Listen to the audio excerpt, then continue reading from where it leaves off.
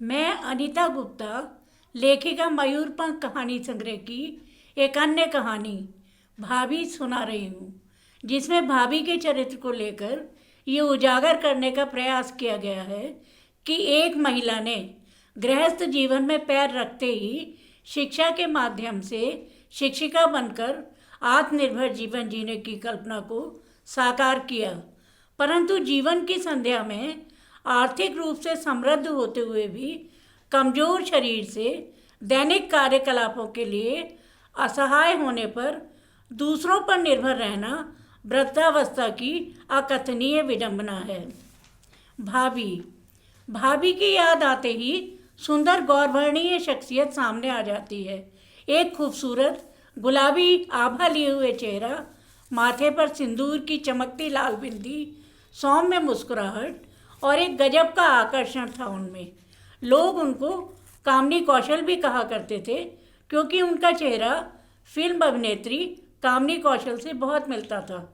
उनके पति भी आकर्षक व्यक्तित्व के थे।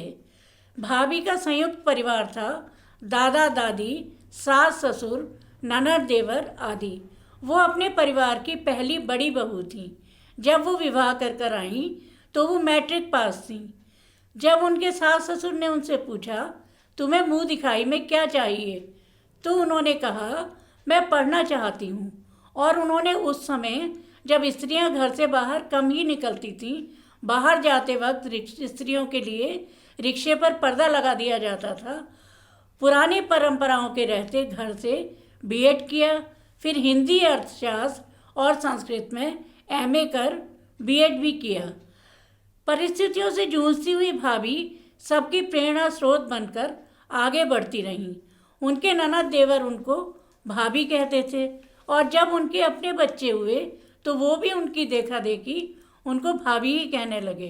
अब भाभी शिक्षिका थी और अपने कर्म के प्रति समर्पित रहीं। सहजता और सजगता से वो अपने अध्यापन कार्य का निर्वाह करती रहीं। जब भी लोगों को पढ़ाई में कुछ मुश्किल आती, वो उनके पास चले जाते और वो बड़े प्यार से उनकी मुश्किलें आसान कर देती।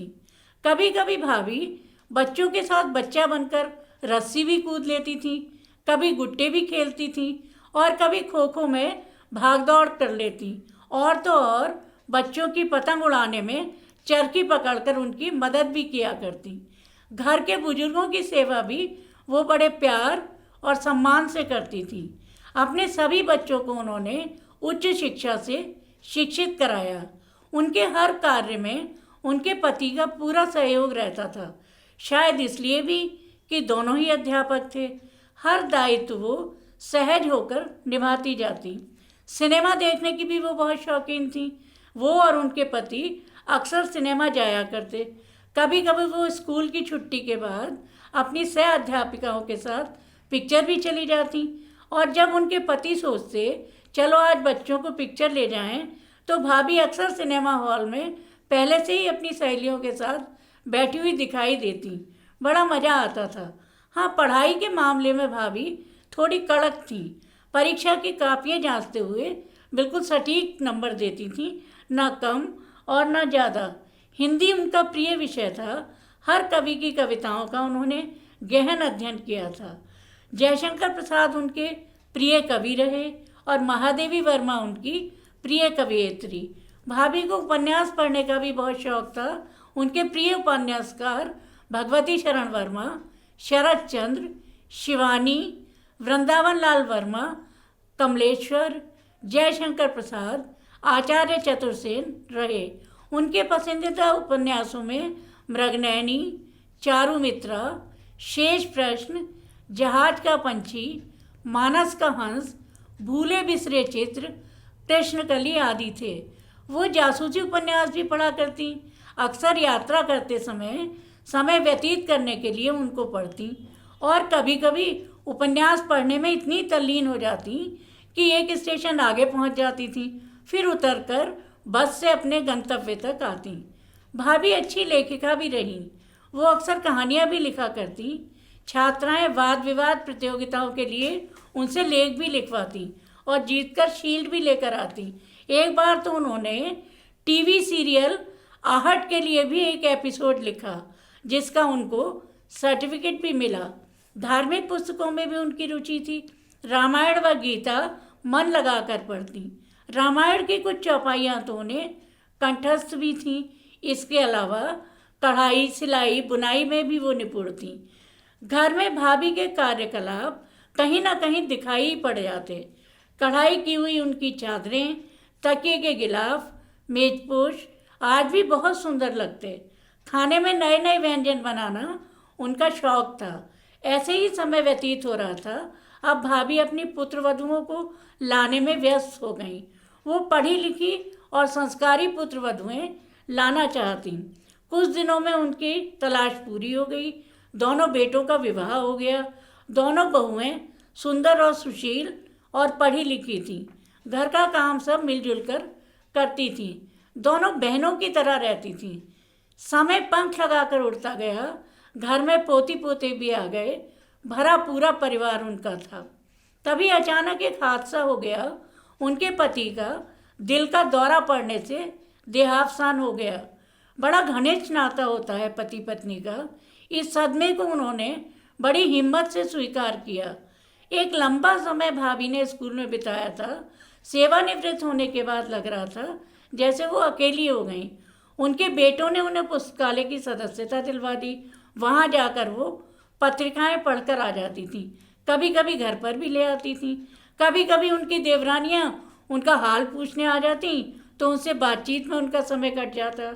बैंकों का, बाजार का सारा काम वो स्वयं ही करती। गृह कार्य में लगकर भी समय व्यतीत कर लेती। अब उनकी जीवन संध्या थी। शरीर भी थका थका सा रहने लगा था। ब्लड प्रेशर भी हाई था। खाना भी नहीं पचता था। दवाइयाँ शुरू हो गई थीं। इधर घर में भी कुछ बदलाव आ से गए थे। भाभी पूरी कोशिश करती कि वो अपने आप को ठीक रखें, पर वो अस्वस्थ रहने लगी थीं। इसी प्रकार एक अलग घटना ने उनको गहरा सदमा पहुंचाया। उनका एक बेटा घर से अलग हो गया।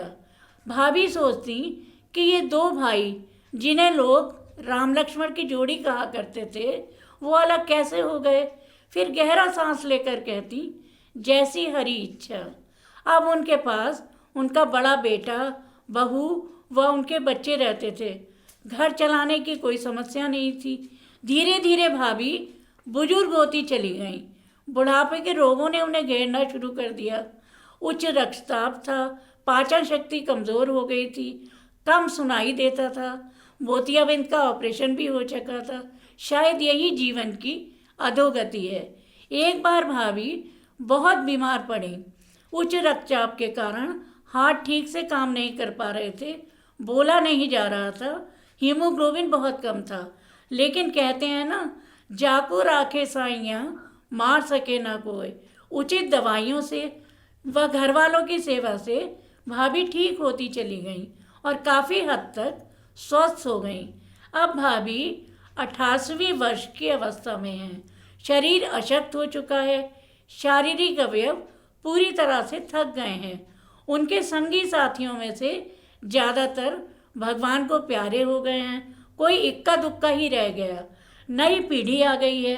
पुराने लोग उनके लिए भूले बिसरे चित्र की तरह हो गए हैं। अब फ़ोन पर भी वो पूरी बात नहीं सुन पाती। हाँ, सुनने समझने का प्रयत्न जरूर करती हैं।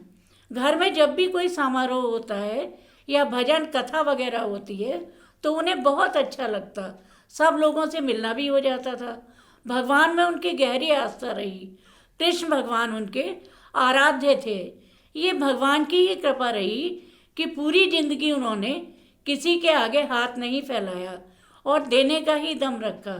अभी भी जीवन के इस अंतिम पड़ाव में उनका दिमाग पूरी तरह जागृत है। थोड़ा धुंधला दिखता है, पर अखबार पढ़ लेती हैं। हाथ पैर कांपने लगे हैं। कुछ बुढ़ापे की कमजोरियां भी हैं, जैसे कम दिखाई देता है। बैठते हुए संभाल के बैठती हैं। सुनाई कम देता है। हाथ कम कँपाने लगा है। खाना खाते हुए खाना गिर भी जाता है और दैनिक कार्य भी नहीं कर पाती। काफ़ी कुछ उनको दूसरों पर निर्भर होना पड़ता है। कुछ बुढ़ापे की कमजोरियां हैं, जैसे वो ठीक से देख भी नहीं पाती थी। अब उनकी शक्ति धीरे धीरे काफ़ी कमज़ोर हो गई है। स्मरण शक्ति भी वीक हो गई है, बस एक ही जाप वो करती हुई दिखाई देती हैं, हे नाथ नारायण वासुदेव, हे नाथ नारायण वासुदेव, हे नाथ नारायण वासुदेव। जय श्री कृष्ण।